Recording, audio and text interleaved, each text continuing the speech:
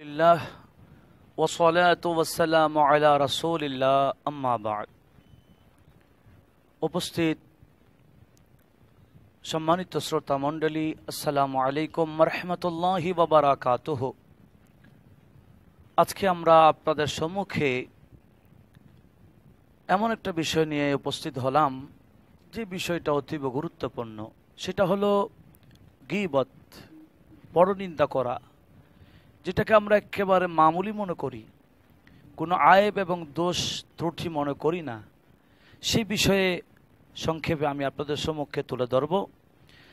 কোরআনে পাকে সূরাতুল হুজরাত আয়াত নম্বর 12 আল্লাহ পাক সুবহানাহু ওয়া তাআলা ইরশাদ করছেন, ওয়ালা ইয়াগতাব বাদুকুম বা'দা আইয়ুহিব্বু আহাদুকুম আন ইয়াকুলা লাহমা আখিহি মাইতান ফাকারিহতুমুহু ওয়াত্তাকুল্লাহ ইন্নাল্লাহ তাওয়াবুর রহিম।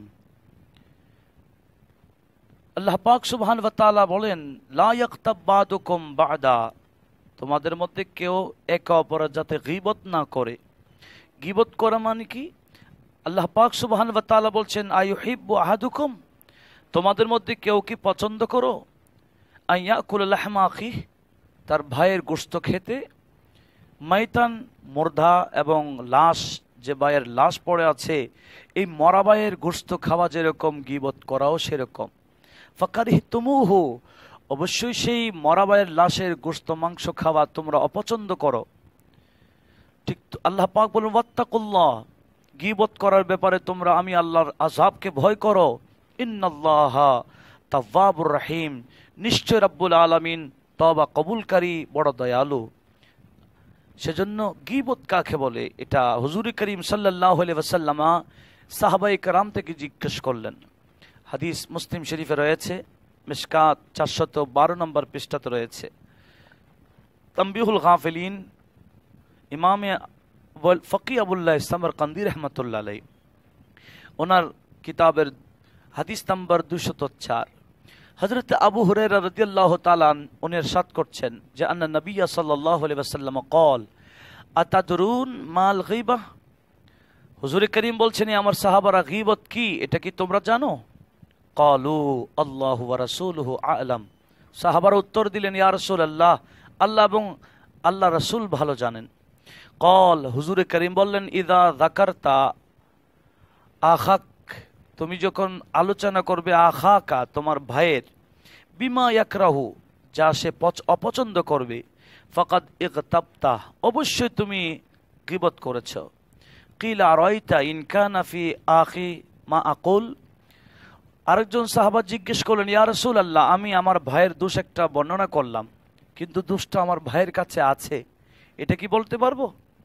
হুজুর করিম বলেন, ওয়াইন কানা ফিহি মা তাকুল, যদি তুমি যা বলছো সেই দোষটা তার কাছে থাকে, ফাকাদ ইগতাবতাহু, অবশ্যই তুমি তার গীবত করেছো। ওয়াইন লাম ইয়াকুন ফিহি, তুমি যে দোষের কথা আরেকজনকে বলছো সেই দোষ যদি তোমার ওই ভাইয়ের কাছে না থাকে, নবীজি বলেন, ফাকাদ বাহাত্তা, অবশ্যই তুমি তার অপবাদ দিয়েছ। অপবাদ এটা বড় মারাত্মক। তাহলে গীবত করা মানে আরেকজনের দোষ যেটা আছে সেটা অপরকে বর্ণনা করা, সে অপরকে বর্ণনা করা কত যে মারাত্মক। আল্লাহর কোরআন তো আমরা শুনলাম, মরা ভাইয়ের মাংস খাওয়া যেরকম, গীবত করাও সেরকম।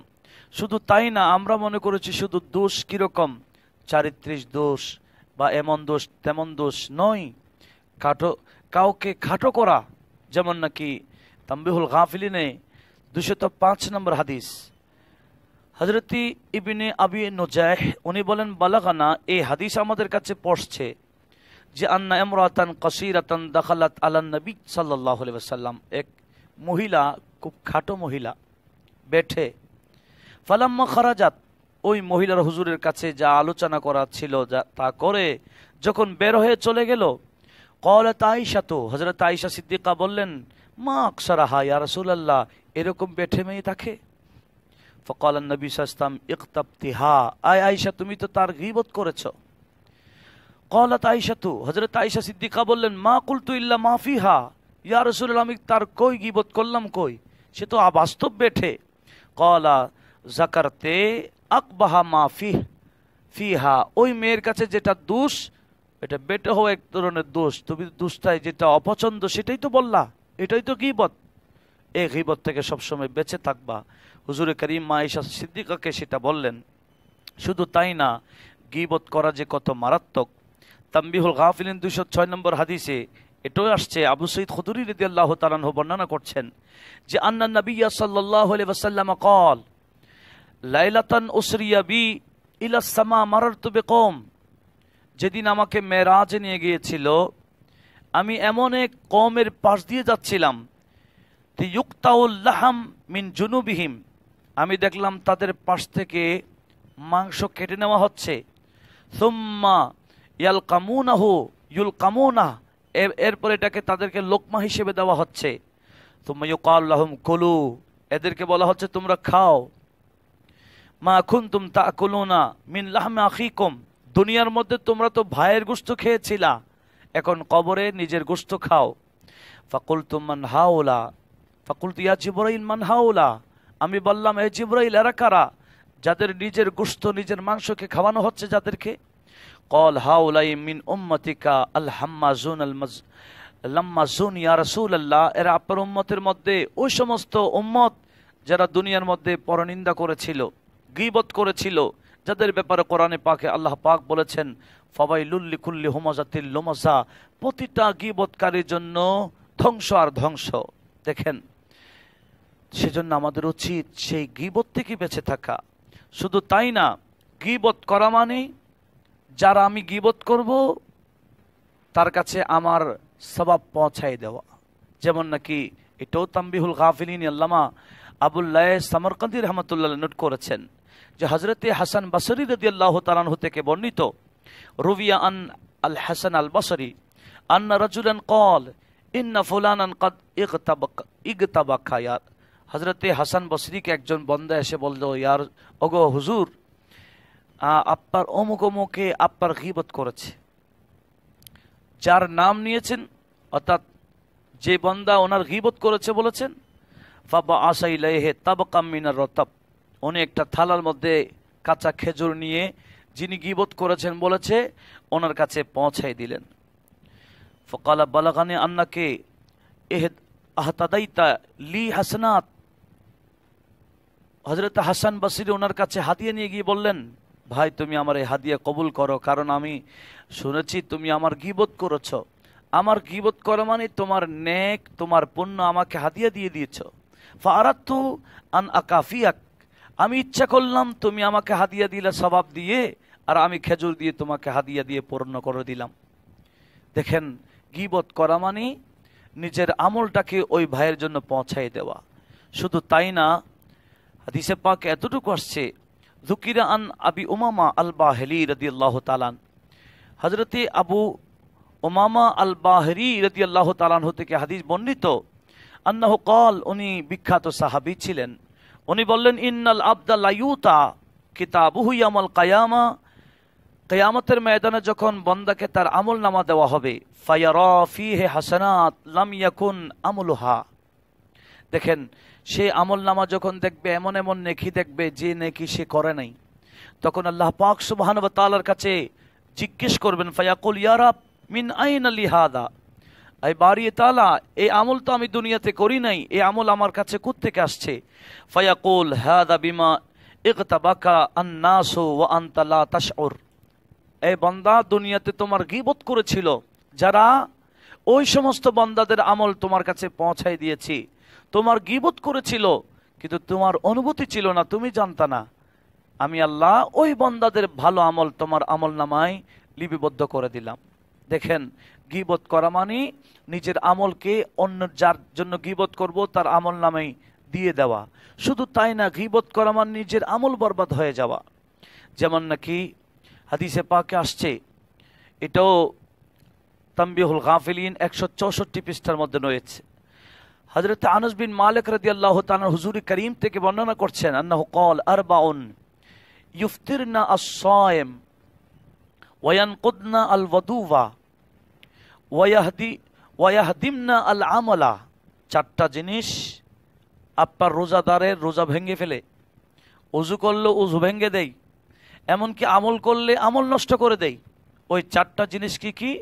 আল গীবত, 1 নম্বর পরনিন্দা করা, দ্বিতীয়ত আল কিযিব, মিথ্যা বলা, তৃতীয় নম্বর আন নামিমা, ওই আর চুগলি করা, আরেকটা হলো আন নাজরু ইলা মাহাসিনিল মারআ আল্লাতী লা ইয়াহিল্লু লাহু নাজরু ইলাহা, এমন বেগানা মহিলার দিকে দেখা যাকে দেখা শরীয়তে জায়েজ নাই।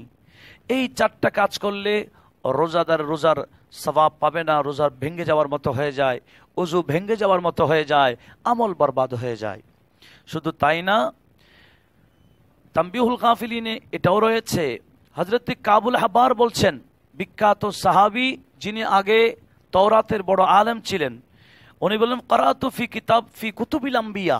হযরত কাবুল আহবার বলছেন, আমি আগের নবীদের কিতাবে পড়েছি যে আন্না মান মাতা তাইবান মিনাল গীবাতে, যারা গীবত করে গীবত থেকে তওবা করে মারা গেছে, কান আখিরু মান ইয়াদখুলুল জান্নাহ, ওই বান্দা জান্নাতে, ওই সমস্ত বান্দাদের অন্তর্ভুক্ত যারা একেবারে লাস্টেই জান্নাতে ঢুকবে, যাদের তওবা কবুল হবে। আর ওয়ামান মাতা মুসিররান আলাইহা, যারা গীবতে সবসময় গীবত করতেই থাকে, ওই ধরনের বান্দা যে কান আউয়ালু মান ইয়াদখুলুন নার, ওই সমস্ত বান্দারা সর্বপ্রথম জাহান্নামে যাবে।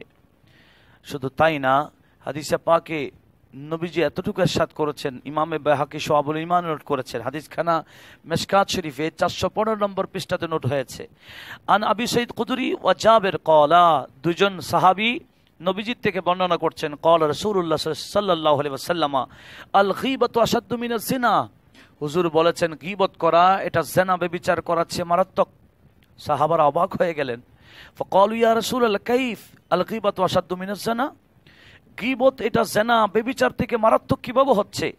ক্বালা ইন্নার রাজুল লা ইয়াজনি ফায়াতুবুল্লাহু লাহু, বান্দা জিনা ব্যভিচার করে যখন পরবর্তী তওবা করে, আল্লাহ তার তওবা ক্ষমা করেন, তার তওবা কবুল করেন, তার জীবনের গুনাহ মাফ করেন। ওয়া ইন্না সাহিবাল গীবা লা ইগফার লাহু, আর যে গীবত করে তার গুনাহ মাফ হয় না যতক্ষণ যার গীবত করা হয়েছে সে বান্দা মাফ করবে না। সেজন্য আল গীবাতু আশাদ্দু মিনাজ জিনা।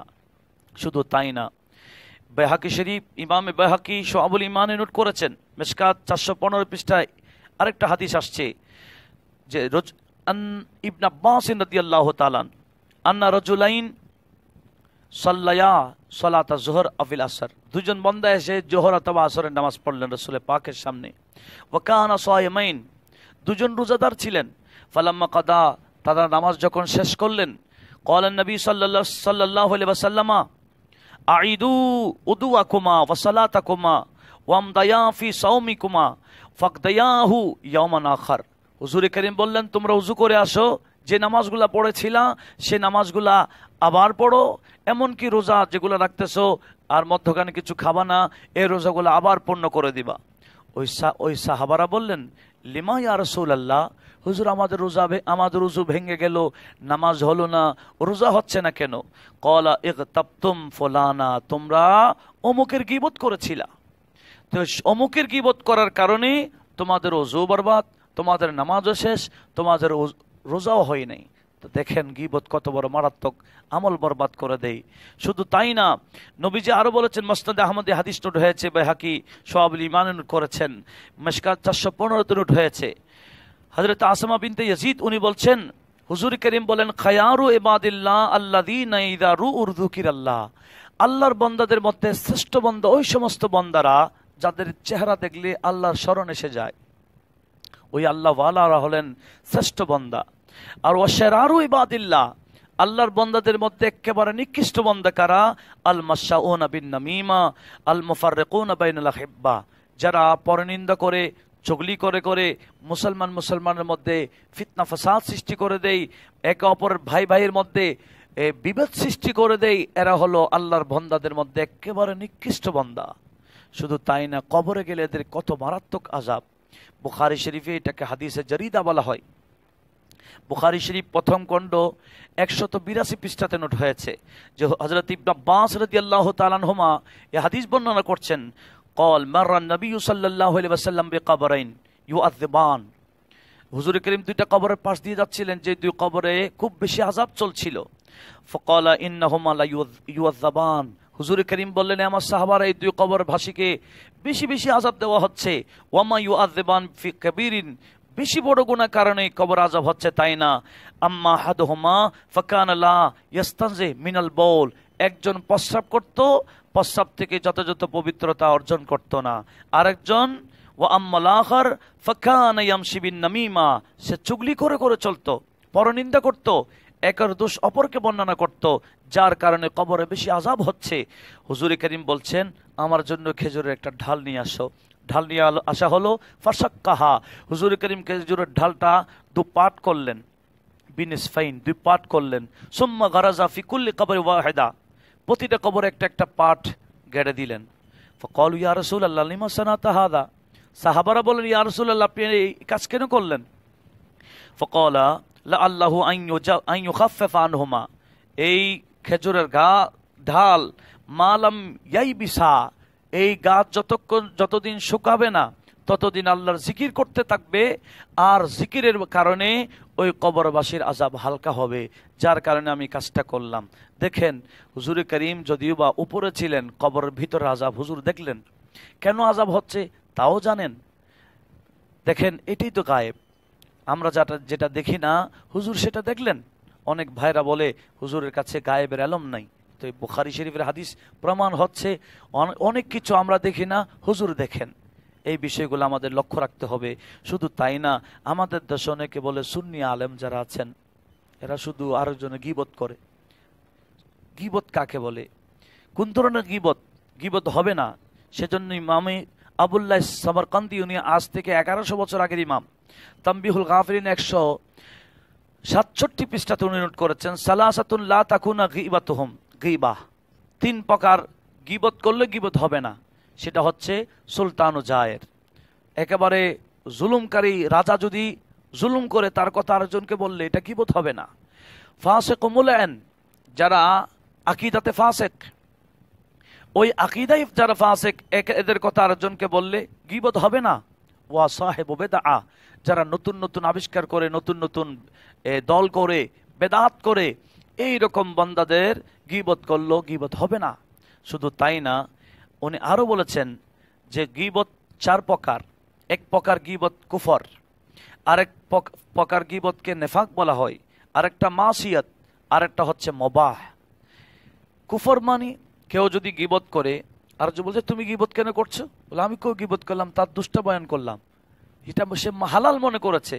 তো পাপ কাজ হালাল মনে করা এটা কুফর, সেজন্য এটা কুফর।